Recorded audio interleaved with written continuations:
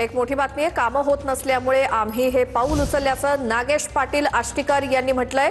कारण काय दिलंय तर कामं होत नाहीत। बघूयात नागेश पाटील आष्टीकर यांनी काय प्रतिक्रिया दिली।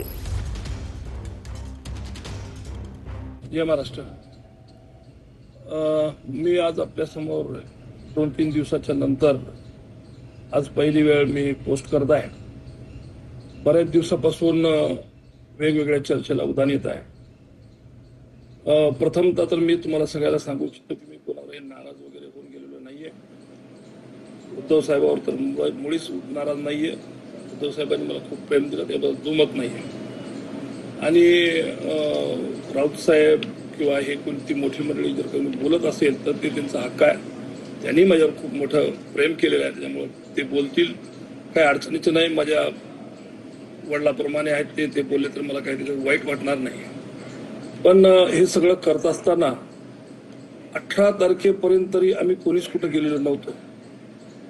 पण ज्या पद्धतीचं गैरविश्वास किंवा अतिरेक झाला बोलण्याचा, त्याच्यानंतर बऱ्याचशा मंडळीने विचार केला की आता तिथं थांबून सुद्धा काही फार उपयोग होणार नाही। आणि खरं सांगायचं तर आपण सर्वांना माहिती आहे की खूप दिवसापासून आपण पाहतोय की सत्तेशिवाय कुठलेही कामं कार्यकर्त्याची होत नाहीये।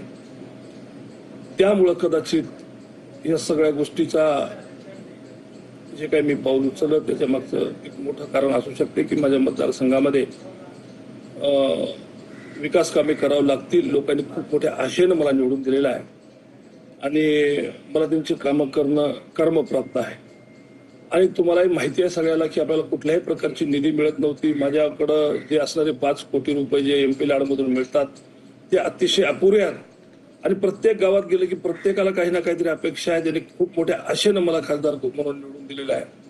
तर मी यांची कामे कशी करायची किंवा निधी कुठून मिळवायचा किंवा मग लोकांची जी काही कामं असतील, मग तहसीलमधले असो, पंचायतमधले असो, नगरपंचायतमधले असो, नगरपालिकेतले कोणचे फॉरेस्टचे असो किंवा कुणाचे कुठलेही जे काही कामं करायची असतील तर तुम्हाला सगळ्याला माहिती आहे की हे कामं होत नव्हते, सत्तेमध्ये असल्याशिवाय करता येत नव्हते।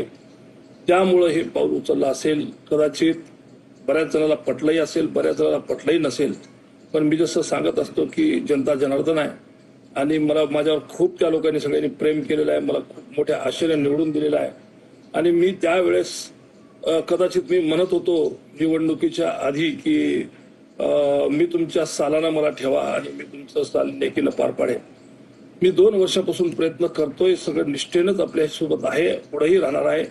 पण मला काम जर तुमचे जर करायचे असतील, जर निधी जर आणायचा असेल, आपल्याला विकास जर आणायचा असेल तर सत्तेत जाणं हे कर्मप्राप्त आहे।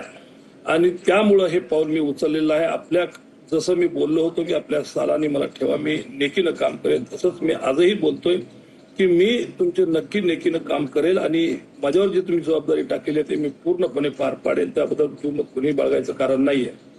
आता बरीचशी मंडळी माझ्यावर खुश असू शकते, बरीचशी मंडळी माझ्यावर नाराज असू शकते।